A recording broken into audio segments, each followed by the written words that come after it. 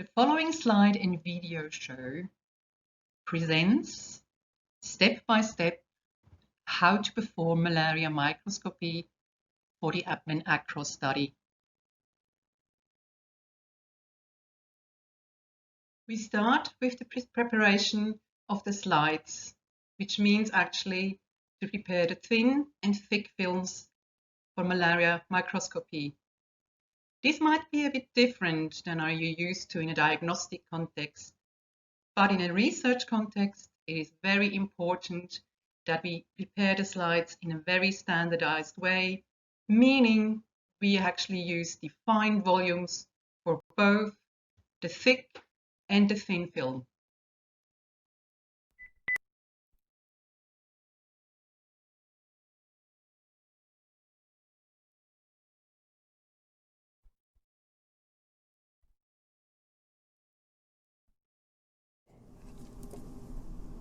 I'm placing a drop of the blood here for the thin film and then 3 drops of the blood for the thick film. I'm using the glass slide as a spreader to prepare the thin film. At an angle of 45 degrees, you prepare the thin film. And then you use the edge of the same slide to make the thick film. You might be familiar with the staining procedures in a diagnostic context.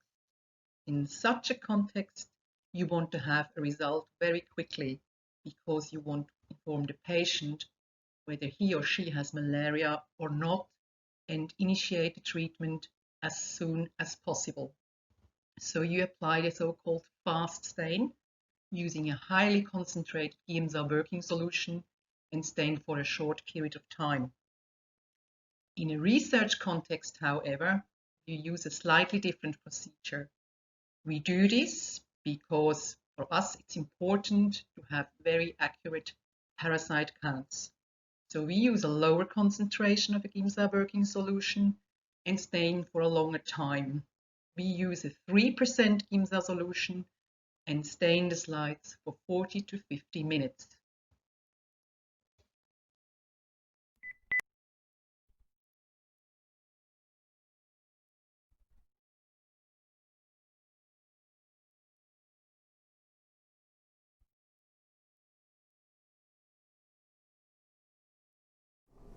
We are going to prepare working Giemsa stain.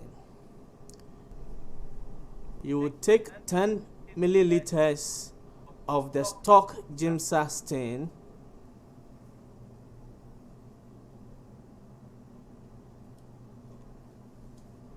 and then you add 90 milliliters of buffered distilled water to make a total volume of 100 milliliters.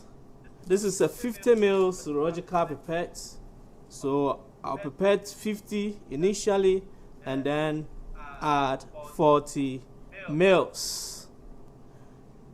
This comes to a 1 in 10 dilution of the stock Giemsa stain.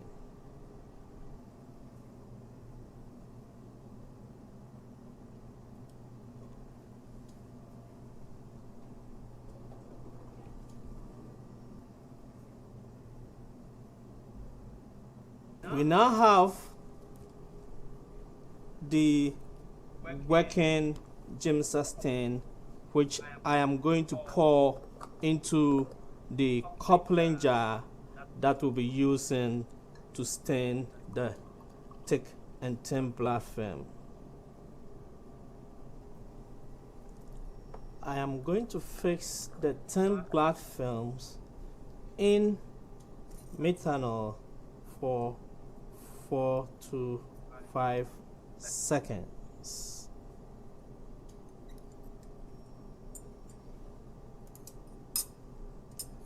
Fixing the second slide also for 4 to 5 seconds.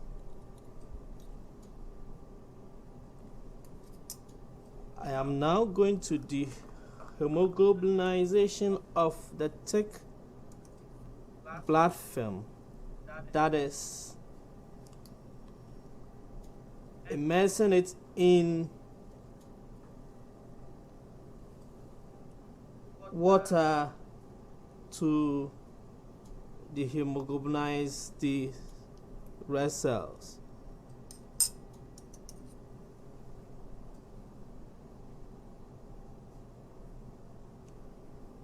I will now immerse it in the 1:10 working Giemsa stain.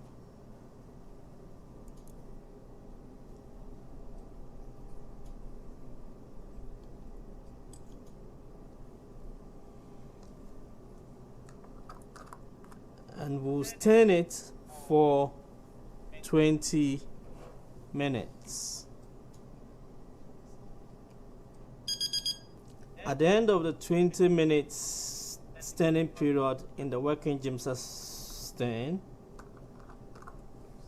by means of a forceps, remove the stain slide and transfer it into a coupling jar containing water for rinsing the slide. Rinse it for 30 seconds and then remove it from the rinsing water and then send it to the drying rack for it to air dry.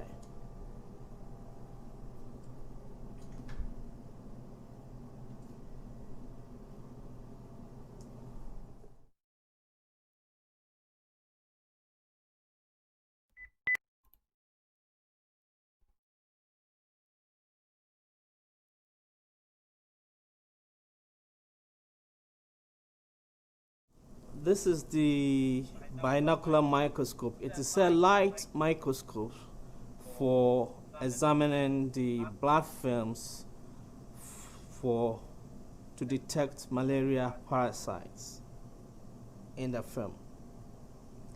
It has a lens system, the head, which is usually inclined. We have the body, we have the stage, the diaphragm, and then the lens system.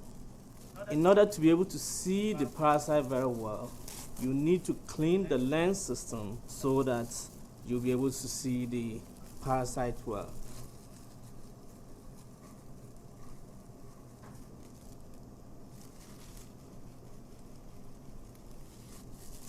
After cleaning the lens system, you get your slide, you place a drop of oil emulsion on the thick film as well as the thin film. And then you place it on the stage, put the oil emulsion lens in place, and then focus initially where the oil touches the ×100 objectives. From there, you start looking out for the malaria parasites.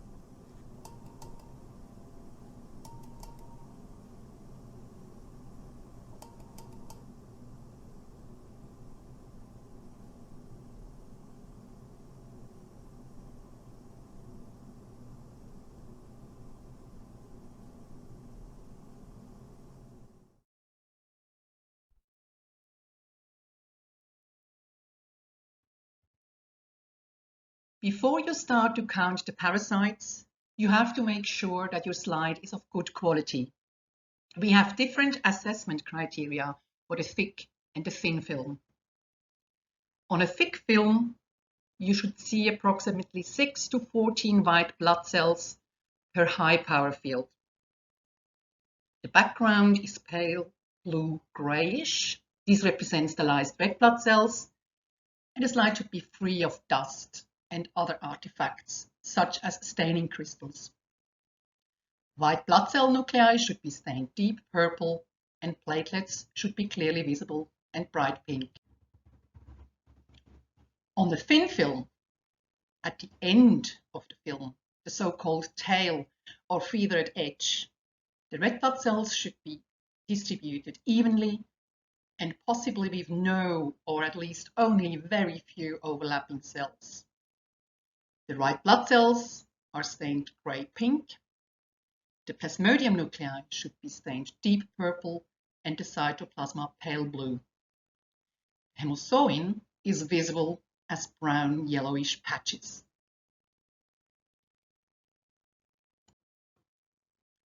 In your context, which is mainly a diagnostic context, you may be very familiar with the WHO standard operating procedures for how parasites are counted and recorded.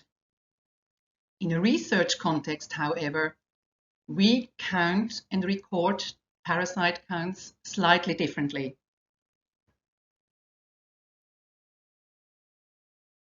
In a first step, you scan 10 high-power fields on the thick film. This is to confirm the slide quality according to the criteria that have been outlined in the previous slide and to check the overall parasite density. If you see 40 or more parasites per high-power field, the parasite count is performed on the thin film.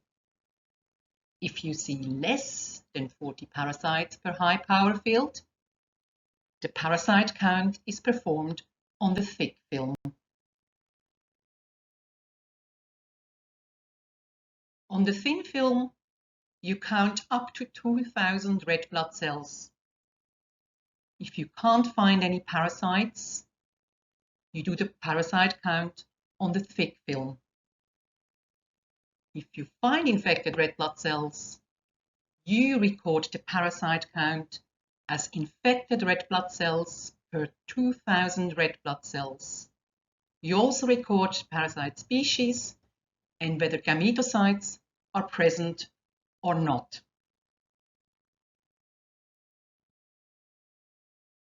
On the thick film, you first examine 50 high-power fields.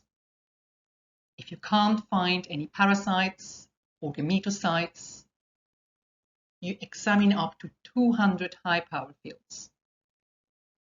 If you still can't find any parasites or have seen gametocytes, you declare the slide as negative. If you do see parasites and/or gametocytes, you record the results as number of parasites per 500 white blood cells. You also record the parasite species and whether you have seen gametocytes or not. For both the thin film and the thick film counts, if you have a mixed species infection, you don't count them separately. You give the overall parasite count